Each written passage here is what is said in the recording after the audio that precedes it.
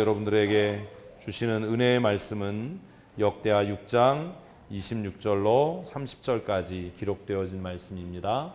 구약성경 역대하 6장 26절부터 30절까지 말씀, 우리 한 절 한 절씩 천천히 말씀의 뜻을 생각하시면서 함께 읽겠습니다. 만일 그들이 주께 범죄함으로 말미암아 하늘이 닫히고 비가 내리지 않는 주의 벌을 받을 때에 이곳을 향하여 빌며 주의 이름을 인정하고 그들의 죄에서 떠나거든 주께서는 하늘에서 들으사 주의 종들과 주의 백성 이스라엘의 죄를 사하시고 그 마땅히 행할 선한 길을 가르쳐 주시오며 주의 백성에게 기업으로 주신 주의 땅에 비를 내리시옵소서. 만일 이 땅에 기근이나 전염병이 있거나 곡식이 시들거나 깐부기가 나거나 메뚜기나 황충이 나거나 적국이 와서 성읍들을 애워싸거나 무슨 재앙이나 무슨 질병이 막론하고 한 사람이나 혹 주의 온 백성이 이스라엘이 다 각각 자기의 마음에 재앙과 고통을 깨닫고 이 성전을 향하여 손을 펴고 무슨 기도나 무슨 간구를 하거든 주는 계신 곳 하늘에서 들으시며 사유하시되 각 사람의 마음을 아시오니 그의 모든 행위대로 갚으시옵소서. 주만 홀로 사람의 마음을 아심이니이다. 아멘.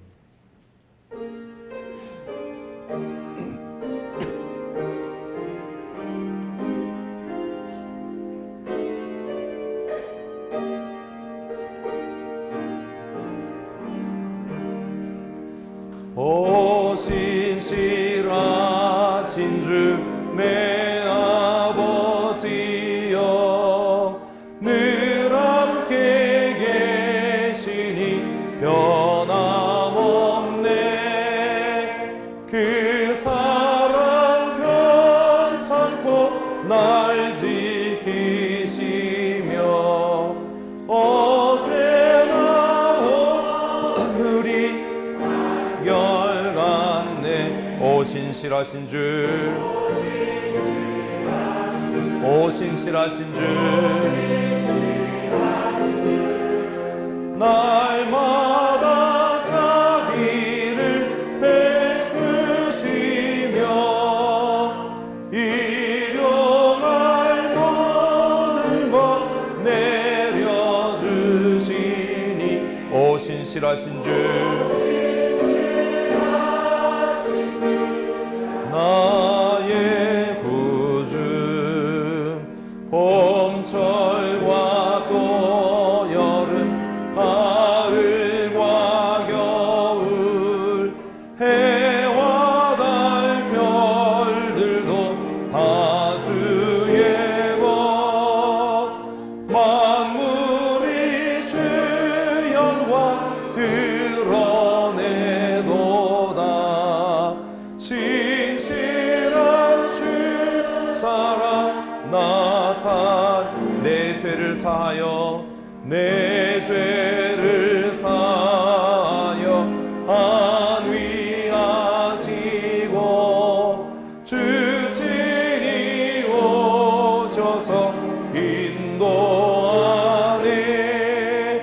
오늘의 힘 되고 내일의 소망. 주만이 만복을 내리시네. 오 신실하신 주, 오 신실하신 주,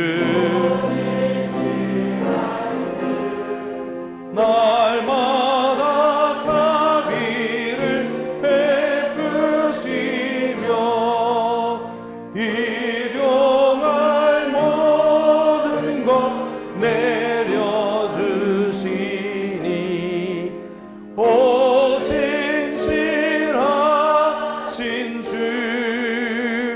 나의 구주. 아멘. 신실하신 하나님이 우리 아버지 되심을 믿습니다. 아멘. 우리가 지금 역대하 말씀을 날마다 이렇게 큐티하고 있습니다. 잘하고 계시지요? 대답을 안 하시는 거 보니까 훌륭하게 잘하시는 것 같아요. 어제 진장 세미나 하면서 진장님들에게 숙제 드렸는데 내일부터 이제 우리 큐티 하시고 함께 잘 나누실 수 있었으면 좋겠습니다. 저는 오늘 여러분들과 함께 우리가 함께 읽은 말씀을 중심으로 신실하신 하나님이라는 말씀의 제목으로 함께 은혜를 나누고자 합니다. 우리 먼저 옆에 분들과 인사하십시다. 하나님은 참으로 신실하신 분이십니다. 아멘, 아멘. 우리가 지금 묵상하고 있는 이 역대기는 원래 한 권의 책이었습니다. 그것이 나중에 역대상과 역대하로 이렇게 나뉘어서 편집되어진 거지요. 역대기는 그 한 권으로 의미가 있는 것이 아니라 사실 사무엘, 열왕기, 역대기가 이렇게 같은 내용을 담고 있는 중복된 부분이 많은 그런 책들입니다. 왜 같은 사건을 사무엘과 열왕기와 역대기가 각각 기록하고 있을까? 무엇 때문이지요? 그 사건을 바라보는 관점이 다르기 때문입니다. 조금 더 어렵게 얘기하면 역사를 해석하는 방법, 역사를 바라보는 관점이 다르기 때문에 이렇게 사무엘과 열왕기와 역대기가 각각 같은 사건을 기록하고 있습니다. 그래서 큐티 하시면서 여러분들 혹시 연대기 성경이라고 하는 성경을 갖고 계시다면 그 성경을 펴셔서 평행된 기록, 같은 사건을 기록하고 있는 말씀들을 비교하면서 읽으시면 본문을 보다 더 쉽게 이해하실 수 있으리라고 생각하고요. 연대기 성경을 안 갖고 계시더라도 관주 성경을 본문을 읽으시면서 우리 역대기를 큐티하지만 같은 이야기가 기록되어져 있는 열왕기의 말씀을 읽으면 이래서 관점 차이가 나는구나. 역대기는 이런 것들을 중심으로 기록했고 열왕기는 이런 특징이 있구나라고 하는 것을 누가 가르쳐 주지 않아도 천천히 읽기만 해도 충분히 이해하실 수 있습니다. 그런 수고를, 노력을 좀 기울여 주셨으면 좋겠어요. 그러니까 큐티 책을 펴셔서 말씀을 묵상하시면서 한편으로 관주 성경을 펴셔서 똑같은 이야기를 열왕기는 어떻게 기록하고 있는지, 혹시 지금 큐티 하시면서 그렇게 보시는 분 계시나요? 역대기하고 열왕기하고 이렇게 같은 사건을 기록하고 있는데 어디가 더 자세하게 기록하죠? 네? 열왕기가 역대기보다 훨씬 더 자세하게 기록합니다. 그래서 똑같은 내용의 분량이 열왕기에는 훨씬 더 많아요. 이렇게 비교해서 읽으면 어떤 느낌이 들지요? 역대기는 좋은 내용을 기록하나요? 나쁜 내용을 더 중심으로 기록하나요? 역대기는요, 나쁜 얘기는 별로 안 써요. 실수한 얘기, 범죄한 얘기, 이런 얘기 별로 안 써요. 근데 열왕기는 어떻죠? 아주 세세하게 모든 것들을 다 기록합니다. 이렇게 보면 역사라고 하는 측면에서는 어떤 게 더 가치가 있어요? 열왕기가 훨씬 더 가치가 있죠. 역대기는 특별한 목적을 가지고 기록된 것 같은 그런 느낌을 갖게 됩니다. 이번 주에 큐티를 하시면서 한번 그렇게 시도해 보시면 역사를 보는 관점이 어떠해야 하는가 하는 것들을 이해하게 됩니다.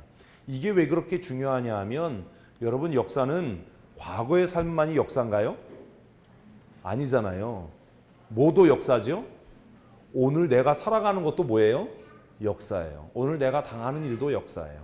이 내가 살아가는 삶의 흔적들이 하나씩 하나씩 한 켜 한 켜 쌓이게 되면 나중에 그게 뭐가 되죠? 역사가 돼요. 연세 높으신 어르신들은 그런 일들을 한번 해보시면 좋을 것 같아요. 우리가 언제 하나님의 부름을 받을지 모르니까 한 번쯤 교회에서 우리 미디어 팀에서 그런 일들 좀 해줬으면 좋겠는데 한 번쯤 유언을 동영상으로 찍는 겁니다. 자녀들에게 남기고 싶은 이야기. 어떤 분들은 그래요. 사진 찍자 그러면 나 늙어서 이제 싫어요. 주름 많아서 싫어요. 그런데요. 제가 늘 웃으면서 그런 얘기합니다. 내일보다 오늘이 젊어요. 그렇죠? 그리고 우리가 이 세상을 떠난 다음에 남길 수 있는 건 뭐예요? 내 역사예요. 내가 살았던 이야기. 제가 정말 안타까운 것 중에 하나가 뭐냐면 저희 먼저 하나님의 부름을 받은 아버지에 대한 기록이 별로 없어요. 너무 사는 게 바빠서 그런 것들을 남기지 못하신 거예요. 정말 다행스러운 것은 그래도 장례식을 시작하면서 장례식 마칠 때까지 사진으로 이렇게 쫙 찍어놨어요. 그래서 가끔 제가 혼자 이렇게 보기도 하고 옛날에 아버님께서 6.25 전쟁에 참여하셨던 그 사진들, 그런 몇 장 안 되는 흑백 사진들을 가끔 이렇게 보면서 나는 누군지, 지금 내가 그럼 어떻게 살아야 하는지, 앞으로 어떻게 살아가야 할지 하는 것들을 생각을 합니다. 그러니까 어르신들 기회가 되시면 한번 그런 일들도 해보셨으면 좋겠어요. 한 번쯤 이렇게 앨범을 정리해서 후손들에게 남기고 싶은 메시지들. 나는 이렇게 살았는데 이런 게 참 아쉬웠다. 어제 이제 여행하는 예은이하고 이렇게 카톡을 하면서 그런 얘기했어요. 나는 너희들이 너무 부럽다. 21살에 네가 너무 부럽다. 내 나이 21살에는 정말 힘들고 어렵고 고민 많고 두려웠는데 난 네가 참 부럽다. 그래서 나는 원하는 거는 네가 그 정말 무엇과도 바꿀 수 없는 그 젊음의 날들을 헛되게 보내지 않았으면 좋겠다. 정말 하나님 앞에 감사하고 매일매일을 최선을 다해서 즐겁게 행복하게 즐기는 삶을 살았으면 좋겠다. 그렇게 이제 문자를 카톡을 보냈어요. 그리고 햄버거만 먹고 돌아다니지 말고 돈 아끼지 말고 맛있는 것 많이 사 먹어라. 그것도 여행이다. 뭘 보는 게 여행이 아니라 그 나라의 맛있는 음식을 사 먹는 것도 그게 여행이고 그게 큰 배움이다. 그렇게 했으면 좋겠다. 요즘 맨날 햄버거만 먹고 산대요. 이제 그렇게 저녁에 이제 카톡을 주고 받았어요. 요즘에 그런 생각해요. 내가 죽고 나면 내 아이들은 나를 어떻게 기억할까? 내가 살았던 삶의 흔적들은 뭔가? 오늘 열왕기와 역대기를 큐티하면서 우리는 역사를 보는 관점을 배우게 됩니다. 어떤 사람들은요, 똑같은 일을 당해도 열왕기처럼 사는 사람이 있어요. 무슨 얘기지요? 맨날 안 되는 거, 불평스러운 이야기, 변명으로 사는 사람이 있어요. 나 이제 나이 들어서 못하고요. 나 병 들어서 못하고요. 힘들어서 못하고요. 근데 그 사람 과거 역사를 보면 어때요? 젊고 병들지 않고 힘들었을 때도 어떻게 살았어요? 그렇게 살았어요. 그렇게 살았어요. 그게 역사예요. 그래서 큐티를 하면서 그걸 바꿔야 되는 거예요. 지금 내가 당하는 고난과 역경의 의미를 깨닫고 어떤 삶이요? 감사한 삶이요. 가장 행복하고 기쁜 삶이요. 어제 우리 진장들 세미나 마치고 점심 식사하고 볼링 치러 갔어요. 우리 교회 많이 달라졌어요. 옛날 같았으면 나 못해 그러고 안 가는 분들 많을 텐데 거의 다 갔어요. 거의 다 갔는데 토우 볼링장 갔어요. 제가 우리 교회 전도사 있을 때도 그 볼링장 있었는데 지금도 있더라고요. 볼링장이 역사와 전통이 있어가지고 4층까지 계단으로 걸어 올라가요. 그래서 내가 올라가가지고 야, 볼링을 치러 온 거냐 등산을 하러 온 거냐 힘들어 죽겠다 갔는데 너무 볼링장이 오래돼서 공들이 너무 오래된 거예요. 제 손에 맞는 공이 없었어요. 그래가지고 볼링을 치면서 제가 궁시렁거렸어. 이 공이 마음에 안 들어 했더니 안재범 집사님 옆에 있다가 목사님 그렇게 하면 안 돼요. 그러더라고요. 긍정적으로 그러셔야 돼서 제가 또 이제 깨달음을 받았어요. 맞아. 공이 안 좋아. 그렇게 생각하니까 이미 게임에 임할 때 어떤 생각이 들죠? 점수가 잘 안 나올 거야. 이런 생각을 갖게 되는 거예요. 어제 점수 잘 안 나왔어요.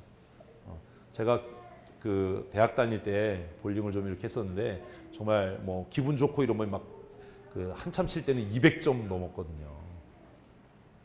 감동이 안 되시네요. 볼링을 모르시니까 감동이 안 되시는 거죠. 그 진짜 오래간만에 지난번에 한번 쳤는데 그때 뭐 160 몇 점 이렇게 했는데 어제 120 뭐 몇 점. 그래서 한 게임 치고 안 쳤어요. 열왕기와 역대기를 함께 읽으면서 내 역사를 어떻게 써가야 할지 배울 수 있었으면 좋겠습니다. 아멘을 하셔야죠. 한 번밖에 못 사는 인생인데 역대기적으로 살았으면 좋겠어요. 그 무슨 말이죠? 어떻게 살자고요? 긍정적으로요. 적극적으로요. 감사함으로요. 역대기를 읽으면 감사의 이야기가 계속 나와요. 열왕기를 읽으면 그냥 역사의 관점을 명확하게 이렇게 기록해서 잘못된 것도 나오고 범죄한 이야기도 나오고 그래서 좀 두려워지기도 한데 역대기를 읽으면 뭐가 넘쳐요? 희망이 넘쳐요. 어떤 사람하고 이야기하고 집에 돌아갈 때 정말 기뻐지는 사람이 있어요. 어떤 사람이죠? 긍정적인 사람이에요. 근데 어떤 사람하고 이야기하고 나와서 집에 돌아가면 굉장히 껄쩍지근하고 찜찜하고 이래요. 어떤 사람이에요? 부정적인 사람이에요. 뭐 이래서 안 되고 저래서 안 되고 나는 이래서 못하고 뭐 어쩌고 저쩌고 변명만 늘어놓는 사람하고 이야기하고 집에 돌아가면 불편하고 속상해져요. 한번 따라하십시다. 내일보다 오늘이 젊습니다. 내일보다 어떻다고요? 오늘이 젊어요. 그러니까 나 힘들어서 못해요. 뭐 어려워서 못해 이런 소리 하지 말고 또 한번 따라하십시다. 오늘 충성합시다. 네, 옆에 분에게 두 가지를 붙여서 한꺼번에 하는 겁니다. 시작.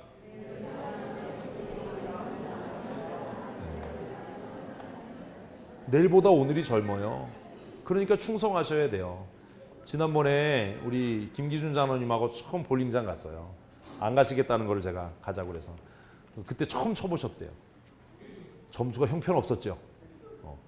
어제 두 번째 가셨는데요. 실력이 좋아졌을까요? 안 좋아졌을까요? 좋아지셨어요. 재미도 느끼시는 거예요. 그래서 하시는 말씀이 한 달에 두 번이라고 그러셨나? 일주일에 두 번이라고 그러셨나? 일주일에 두 번씩만 가면 실력이 많이 늘 것 같아. 그러시더라고요. 그러니까 박기성 선생님이 옆에서 또 한마디 하셨죠. 그런 거예요. 내일보다 오늘이 더 어때요? 젊어요. 어제보다 오늘이 더 행복해요. 날마다 그렇게 사셨으면 좋겠어요. 지금 역대기를 묵상하면서 그런 긍정적인 생각들, 긍정적인 마음들을 가질 수 있었으면 좋겠습니다. 그것이 이 큐티하면서 얻는 또 다른 은혜라고 생각합니다. 솔로몬은 성전 건축을 다 마치고 나서 하나님에 대해서 일관되게 한 가지 고백을 합니다. 무슨 고백이요? 하나님은 신실하시다라는 거예요. 한번 따라하십시다. 하나님은 신실하십니다. 하나님이 왜 신실하시지요? 신실하시다는 말의 의미가 뭐지요? 하도 대답을 안 하니까 그냥 미리 보여드리는 거예요. 하나님이 신실하시다라는 말은 무슨 의미예요? 약속을 지키신다라는 말이에요. 하나님은 약속을 지켜요. 그래서 솔로몬은 성전을 건축하고 나서 성전을 하나님 앞에 봉헌하면서 계속해서 기도하고 찬송하면서 뭐라고 고백하냐면 하나님은 어떤 분이십니다? 신실하신 분이십니다. 하나님은 하신 약속을 언약을 반드시 어떻게 하시는 분입니다? 지키시는 분입니다. 그렇게 고백해요. 하나님은 신실하신 분입니다. 26절 한번 읽어보십시다. 시작. 만일 그들이 주께 범죄함으로 말미암아 하늘이 닫히고 비가 내리지 않는 주의 벌을 받을 때에 26절 이게 무슨 얘기지요? 범죄했을 때라는 말이지만 지금 이 말씀대로라면 하나님이 어떻다라는 거예요? 신실하시다라는 거예요. 우리는 그렇게 생각합니다. 그냥 기도하면 내가 예수 믿으니까 하나님께서 나에게 뭐 주실 거야? 복 주실 거야. 우리가 범죄했는데도 일방적으로 복 주시는 하나님은 어떤 하나님이 아니에요? 신실하신 하나님이 아니에요. 하나님이 정말로 신실하시다면 범죄한 자들에게는 어떻게 해야 돼요? 벌 주셔야 돼요. 그게 신실하신 하나님이에요. 전제 조건이 내가 하나님의 선택받은 하나님의 사람이라면, 언약의 백성이라면, 신실하신 하나님, 정말로 그 하신 말씀을 지키시는 하나님이시라면 내가 범죄하면 내가 행한 그 범죄의 결과로 나에게 뭐 하셔야 된다고요? 저주와 형벌을 내리셔야 하는 겁니다. 그래서 솔로몬은 26절에 하나님은 신실하신 분입니다라는 걸 이렇게 이야기하는 겁니다. 기독교가 인간이 만들어낸 다른 세상의 종교와 다른 것이 이겁니다. 세상의 종교는 그 약속을 지키느냐 안 지키느냐 관계없이 그냥 종교적인 행위로 자신들이 섬기는 그 신들을 만족시키기만 하면 뭘 준다고요? 복을 준다는 거죠. 그런데 성경은 그렇게 얘기 안 해요. 그런데 너무 안타까운 건 지금 예수 믿는 사람들이 일반 세속 종교를 닮아가는 거예요. 자신의 삶을 돌아보고 내가 하나님의 약속의 말씀을 지키는가에는 관계없이 그냥 하나님 앞에 내가 예배하니까 11조 생활하니까 내가 기도하니까 하나님께서 나에게 무엇 주실 거야? 복 주실 거야. 이렇게 생각한다라는 거예요. 그런데 오늘 본문 말씀을 보면 솔로몬은 그렇게 이야기하지 않습니다. 하나님은 신실하신 분입니다. 그래서 우리가 하나님 앞에 범죄하면 하나님께서는 무엇대로? 약속대로요. 약속대로. 무엇대로? 약속대로 우리에게 어떻게 하실 거예요? 저주와 재앙을 내리실 겁니다라고 고백하는 겁니다. 다시 한번 하십시다. 하나님은 신실하십니다. 여러분 이거 굉장히 무서운 이야기입니다. 정말 큰 은혜이지만 굉장히 무서운 이야기입니다. 그래서 솔로몬은 26절 다시 한번 읽으십시다. 시작. 만일 그들이 주께 범죄함으로 말미암아 하늘이 닫히고 비가 내리지 않는 주의 벌을 받을 때에 우리에게 당하고 임하는 일들이 솔로몬은 뭐라고 얘기하는 거예요? 우연히 일어나는 일은 없다라는 거예요. 우연히 일어나는 일은 없어요. 내가 경영을 잘못해서, 내가 건강관리를 잘못해서, 물론 그런 책임도 있겠지만 내 삶에 다가오는 고난과 역경은 기본적으로 내가 하나님의 말씀을 어겼기 때문이라는 거예요. 그래서 하나님은 신실하신 분이에요. 내가 사랑과 존경을 받지 못하는 이유는 누군가가 나에 대해서 험담하고 깎아내리기 때문이 아니라 내가 하나님의 그 신실하신 언약을 뭐하지 않았기 때문에 지키지 않았기 때문이라는 거예요. 그래서 하나님은 신실하신 거예요. 그냥 맹목적으로 편파적으로 뭐 하나님의 백성에게 복을 주시는 그런 분이 아니라는 거예요. 그러면 이 약속의 핵심이 뭐지요? 여러 번 말씀드린 것처럼 신명기 전체의 내용이고 레위기 전체의 내용입니다. 그것을 함축적으로 요약한 게 신명기 28장입니다. 신명기 28장. 여러분 왜 예배에 전심을 다해야 하는지 아십니까?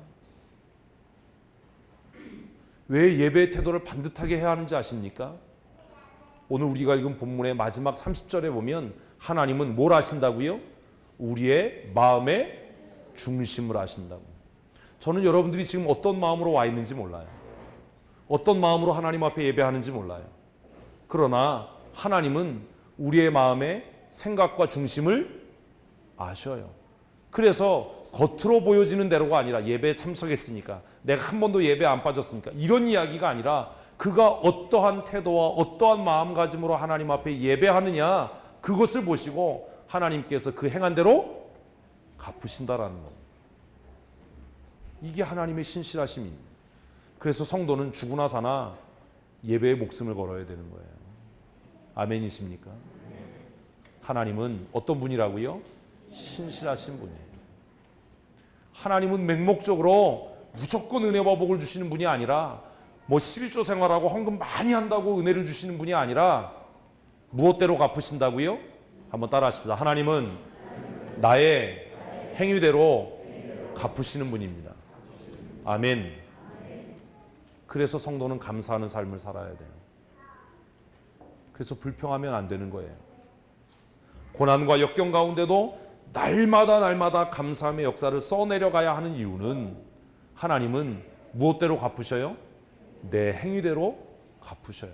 지금 당장은 그것이 성공하는 일 같고, 지금 당장은 그게 형통케 되는 것 같고, 지금 당장은 그것이 부유하게 되는 것 같지만 결국 하나님은 약속하신 말씀대로 신실하시기 때문에 우리의 행위대로 갚으시는 겁니다. 그러니까 원수 갚지 마십시오. 그러니까 악한 사람의 형통함을 부러워하지 마십시오.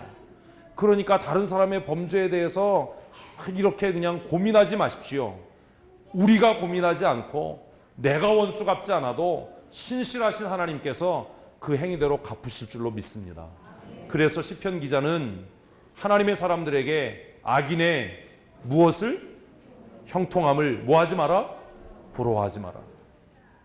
원수 갚는 것이 나에게 있지 않다라고 이야기해요.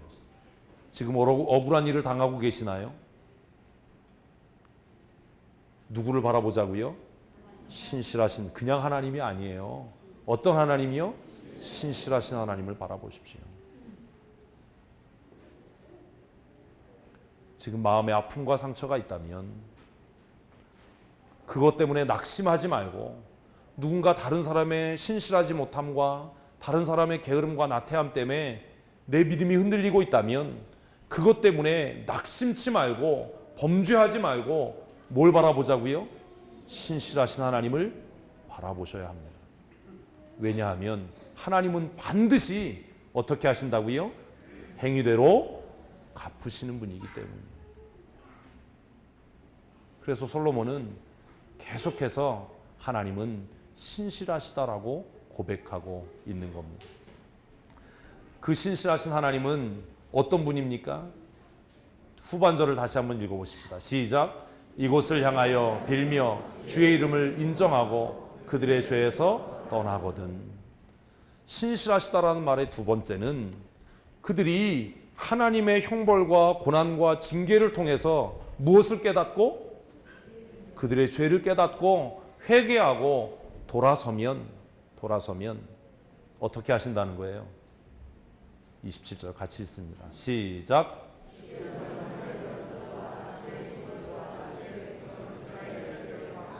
그 마땅히 행할 선한 길을 가르쳐 주시오며. 신실하신 하나님은 우리가 범죄하면 그 범죄대로 갚으시지만 그 분노를 오래 품지 않으시는 분입니다.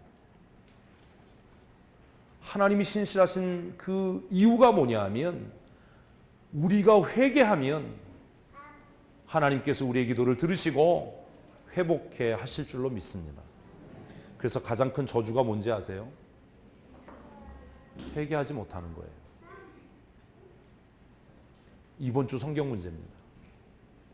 이사야를 읽어보면 하나님께서 이사야를 부르시면서 뭐라고 이야기합니까? 저들로 하여금 말씀을 깨닫지 못하게 해라.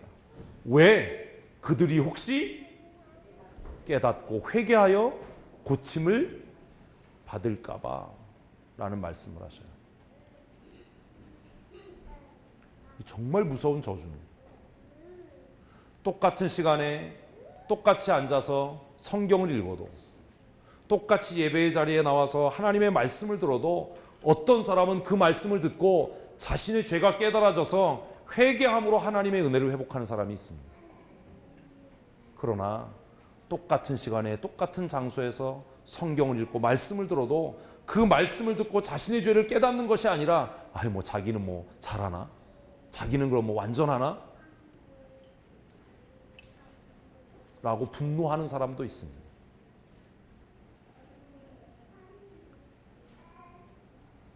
무엇이 문제지요?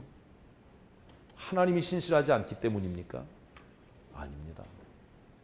이미 내 마음이 하나님의 말씀에서부터 멀어졌기 때문입니다. 그러므로 여러분 예배 시작하기 전에 기도하셔야 됩니다. 하나님 나에게 회개의 영을 새롭게 해주십시오. 말씀을 들을 때 깨닫게 하시고 깨닫는 대로 하나님의 신실함을 의지해서 말씀의 은혜를 회복해 하여 주시옵소서 기도하는 성도가 되어야 합니다. 가장 큰 저주는요, 말씀을 듣고도 깨닫지 못하는 거예요. 더 무서운 저주는 말씀을 듣지 못하는 겁니다. 그것이 밭의 비유입니다. 예배 자리에 나옵니다. 청소년 집회 가면서 그게 제일 속상한 거예요. 막 찬송할 때 막 열심히 합니다. 근데 말씀이 시작되면 졸아요. 여러분 이게 피곤하기 때문이 아니에요. 누구의 역사예요? 마귀의 역사예요. 사단의 역사예요. 왜요? 듣고 깨달아서 어떻게 할까 봐? 뉘우치고 회개할까 봐요. 하나님께서 그를 죽이기로 작정하시는 것. 빨리 회개해야 됩니다. 하나님이 신실하시다라는 말의 두 번째 의미는 우리가 뭐 하기만 하면? 회개하기만 하면 하나님이 우리에게서 거두셨던 은혜를 회복해 하시는 분인 줄 믿습니다. 솔로몬은 지금 그 얘기하는 거예요. 그러므로 죄짓지 않는 게 위대한 게 아닙니다. 정말로 위대한 믿음의 사람은 범죄한 후에 하나님의 신실하심을 의지하고 뭐 하는 사람? 회개하고 돌아서는 사람. 깨닫고 하나님의 은혜를 사모하는 사람. 그런 은혜의 사람들이 되셨으면 좋겠습니다. 그래서 27절에 솔로몬은 26절 후반절부터 하나님, 이 백성이 범죄함으로 인해서 하늘이 닫히고 땅이 솟아를 내지 않고 적군의 포로가 돼서 고난과 역병과 형벌 속에서 그들이 만일 회개하고 돌아오면 하나님의 신실하심으로 인해 그들을 뭐 해주십시오? 용서해 주십시오. 용서받을 자격이 아무것도 없지만 우리가 회개하면 하나님 우리를 용서해 주실 줄로 믿습니다. 그것이 신실하신 하나님. 이 세상에 용서받지 못할 죄는 없습니다. 뭐 하기만 하면? 회개하기만. 회개하지 않는 게 문제예요. 진짜 그런 사람들이 있어요. 말씀을 펴서 가르치고 그 눈앞에 갖다가 펼쳐놔도 나만 그러나 다른 사람들 다 그런가? 이러는 사람들이 있어요. 예배에 참여해서 말씀을 들으면서도 아우 저거 나들라고 하는 소리지, 남이어서 하는 소리지, 이런 사람들이 있어요. 우리 중에 그런 사람이 하나도 없기를 바랍니다. 만일 그렇다면 진짜 빨리 회개하셔야 돼요. 신실하신 하나님은 우리가 범죄한 것을 깨닫고 뉘우쳐 회개하면 우리에게 은혜를 회복하는 분인 줄로 믿습니다. 회복해 하실 뿐만 아니라 색깔이 잘 안 보이시나요? 파란색으로 이렇게 제가 칼라링을 했는데 그부터 읽어보겠습니다. 시작! 그 마땅히 행할 선한 길을 가르쳐 주시오. 이래서도 신실하신 거예요. 회개케 하실 뿐만 아니라 그 범죄에서 회복케 하실 뿐만 아니라 용서하실 뿐만 아니라 이제 뭘 가르치신다고요? 마땅히 행할 길을 가르쳐 주시는 분. 야단만 치시고 형벌만 내리시는 분이 아니라 하나님은 그러면 우리가 어떻게 살아가야 할지를 하나님의 말씀을 통해 뭐 하시는 분이라고요? 가르쳐 주시는 분. 이런 은혜를 경험하는 믿음의 사람들 되시기를 주님의 이름으로 축복합니다. 신실하시다라는 말은 무엇을 통해서요? 언약을 통해서. 언약을 통해서. 회개하는 자에게 은혜를 베푸시는 하나님이십니다. 하나님은 우리가 회개하면 들으실 수밖에 없어요. 우리가 어떤 죄를 지었어도 우리가 하나님 앞에 우리의 죄를 고하고 아뢰면 하나님은 들으실 수밖에 없어요. 왜요? 이거 잊으면 안 돼요. 하나님 어떤 분이기 때문에? 신실하신 분이기 때문이에요. 일주일 동안 이거 잊으면 안 돼요. 사단은 우리에게 와서 너 용서받지 못해. 야, 너 같은 사람의 기도를 하나님이 들으시겠어? 라고 우리를 참소하고 불안하게 할 때에 우리가 그 참소를 이길 수 있는 능력이 뭐냐면 아니다. 하나님은 어떤 분이시다? 신실하신 분이시다. 신실하신 하나님 우리가 회개하면 들으실 수밖에 없는 게 왜냐하면 하나님께서 그렇게 약속하셨기 때문에 그리고 그 약속을 이루시기 위해서 그 신실하신 하나님이 예수 그리스도를 이 땅에 보내셨기 때문에 솔로몬은 그것까지 몰랐어요. 그러나 우리는 지나간 과거의 역사를 통해 압니다. 하나님은 정말로 신실하셔서 내가 너희의 모든 죄를 용서하마 라고 말씀하셨을 뿐만 아니라 그 말씀을 지키시기 위해서 뭐 하셨다고요? 예수 그리스도를 우리와 같은 죄인의 모습으로 보내셔서 십자가에 못 박아 죽게 하신 것.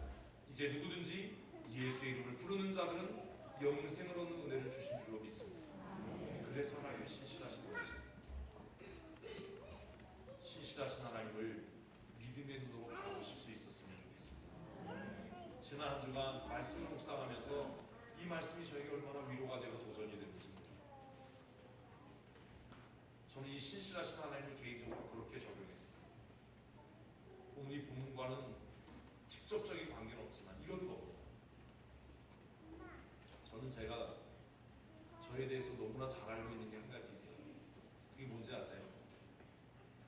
무능하다라는 거. 제가 제 자신을 생각하면 정말 무능해요. 어제 진상 세미나 때문에 금요일 저녁에 밤잠을 못 잘 정도로 무능해요. 여러분들이 볼 때는 목사님 뭐든지 잘하시잖아요. 그렇지 않아요. 정말 고민될 때 많고 어떻게 해야 되나 막 두려워질 때도 있고요. 근심스러울 때도 있고요. 할 줄 아는 것보다 할 줄 모르는 게 더 많아요. 그래서 제가 제 자신에 대해서 확실하게 아는 게 하나 있어요. 저는 무능한 사람이에요.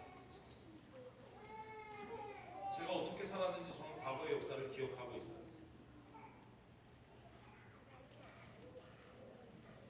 그런데 지난 한 주간 동안 말씀을 묵상하면서 받았던 위로가 뭔지 아십니까?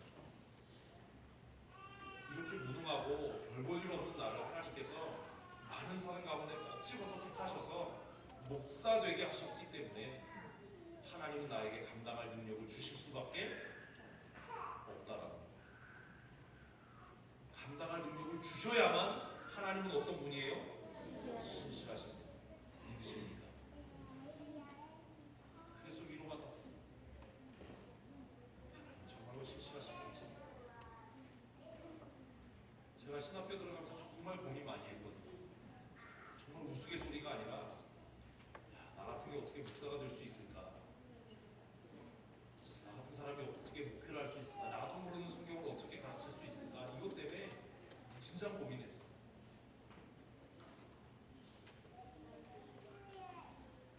내가 무능한 걸 아니까 내가 할 수 있는 한 가지 방법이 뭐죠? 노력하는 거, 공부하는 거. 밤새워 책을 읽고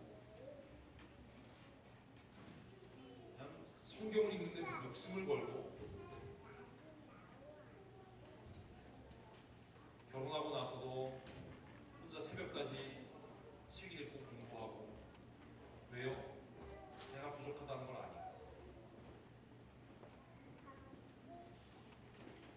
지나간 날들을 이렇게 돌아보면 정말 신실하신 하나님께서 내가 그렇게 애쓰고 힘쓰고 가르쳐주는 사람 없고 도움받을 수 없는 그 지경에서 날마다 깨닫는 은혜를 새롭게 하셨던 겁니다. 그래서 가끔 성경을 가르치면 그런 이야기를 들어요. 이제 목사님이 성경을 이렇게 가르치면요 다른 사람하고 좀 다른 것 같아요. 여러분 왜 다른지 아세요? 다른 사람들은 배운 걸 가르쳐요. 학교에서 배운 거, 세미나 가서 배운 거 이런 걸 가르쳐요. 근데 저는 뭘 가르치죠? 제가 경험한 하나님을 가르쳐요. 어떻게 성경을 보는 관점이 다르세요? 왜 다르지요? 다른 사람은 책에서 배운